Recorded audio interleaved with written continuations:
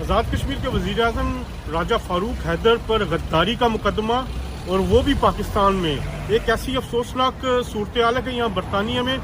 لاکھوں کشمیری آباد ہیں اور یہ کشمیری پاکستان سے بہت محبت کرتے ہیں، لیکن آج کے اس واقعے نے، اس ایف آئی آر نے ان کشمیریوں کے دل توڑ دیے۔ اگر ہم یہاں بات کریں تو ہماری کئی کشمیریوں کے فون آئے ہیں، ان سے بات ہوئی ہے، ان کو کہنا ہے کہ یہ کیسا پاکستان ہے کہ کشمیر میں جو ہمارا وزیر اعظم ہے اس کے خلاف مقدمہ درج ہو رہا ہے۔ یہ انتہائی گھٹیا حرکت جس نے بھی کی ہے اس کا فوراً نوٹس ہونا چاہیے، اور وزیر اعظم پاکستان،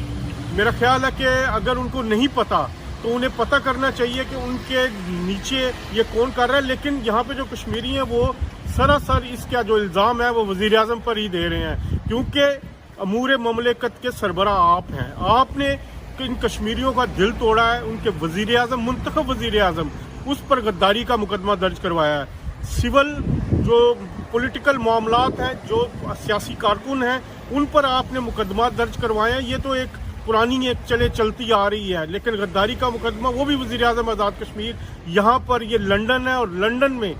جو کشمیری آباد ہیں، جو پاکستان سے محبت کرتے ہیں، انہوں نے آج اس پہ بہت ہی سخت رد عمل دیا ہے، اور ابھی بھی وقت ہے یہ مقدمہ فوری طور پر واپس لیا جائے، معافی مانگی جائے وزیر اعظم آزاد کشمیر سے، اور ان لاکھوں پاکستانیوں سے، کروڑوں جو کشمیری ہیں، ان سے معافی مانگی جائے جن کے دل دکھے ہیں۔ تو یہ کہ انتہائی افسوسناک دن ہے یہ آج پاکستان کی تاریخ میں۔